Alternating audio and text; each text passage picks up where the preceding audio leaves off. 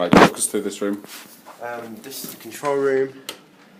So, switch on, we've got a sound desk, which is pretty much ready to use, and a lighting desk as well. Okay, cool. Welcome to the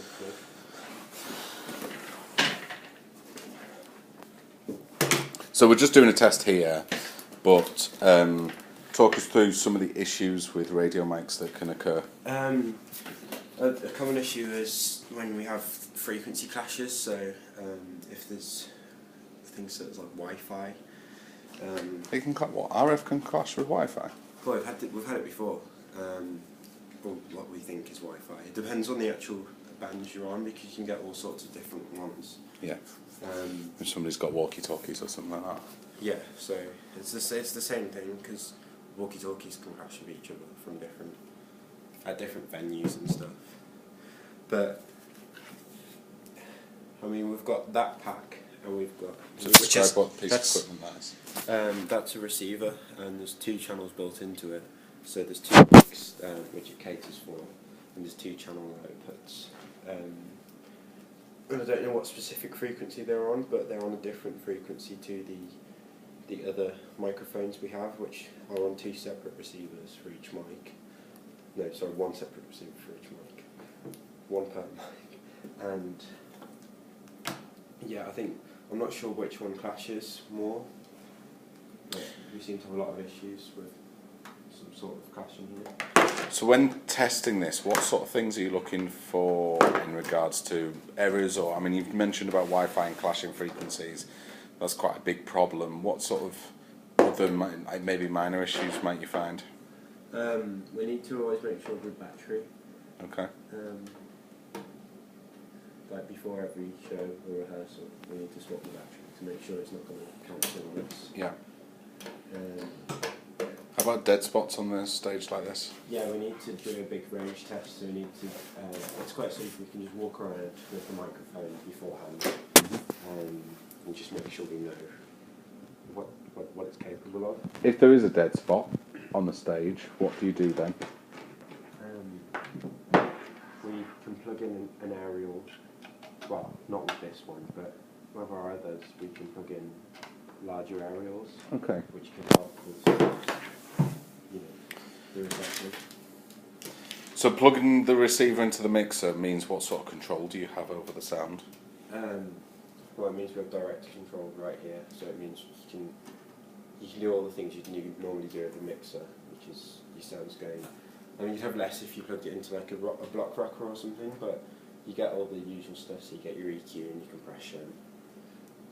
Will this go straight out to the PA? Yes, when I switch it on. So I'm about to switch the amps on now, and we've just got a switcher here which basically does it all for us, but we've got a rack room, which is the same room as all the patching, and it's all basically set up, so you just go, and it's on. Nice and simple.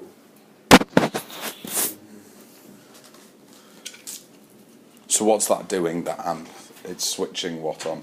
Yeah, it's kind of basically following some sort of macro, and it switches the crossover, which controls what's being sent to all the amps, and it switches the amps on. But it does it in a particular order. I'm not sure what the order is, but it does it. I think it does it the least damaging way, and the most quiet way. So I think it switches on the amps last. It does it kind of like signal path. Is this new? No, I've had it from since before I started. So is that so you don't get feedback and you don't get? No, it's so you don't get a loud pop when you. So, I mean, this is digital anyway, so you wouldn't have the loud pop. But if you switched on the amps first and then you switched on the mixer, for instance, especially if it was analog, you'd get a. Yeah. But we wouldn't have that, so. Thanking our lucky stars, I think. So if I just put out this thing. Now we've got a signal. So if I just go into the patch bay. So talk me through what the patch bay is. The patch bay it's a virtual one. Of course, usually it's when you have analog cables running from different slots.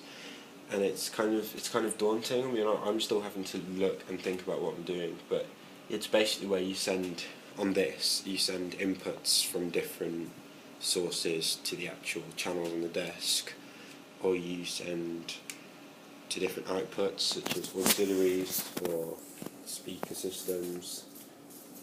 It's all been set up in a specific way, so we really don't touch the outputs here because they're already working.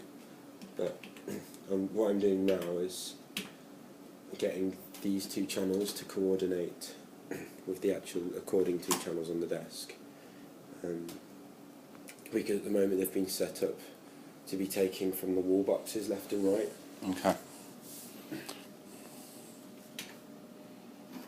So who taught you this?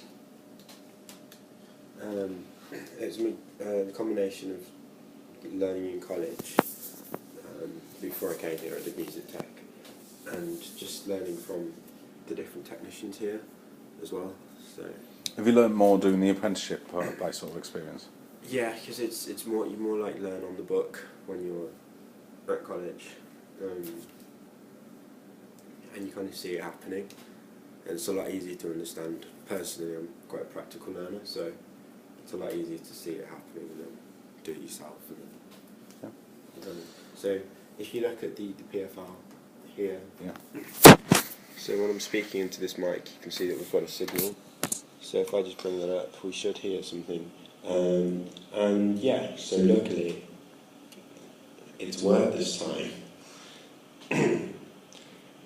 And you can see if I just keep talking, this is kind of really weird because I kind of hear myself very well. But you can see you have gain control, which I'm not going to touch. You have an equalizer, so you can take the low end out. Yeah, I'm not really going to do it. Yeah, Compression, etc. You have effects. Would it be useful to show effects? Yeah, go on, show your favourite effect. I just need to find where they are. So it's in channel 41. That's already set up.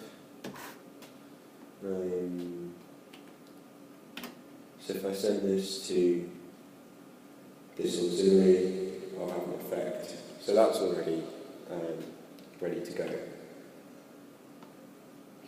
The way it's been.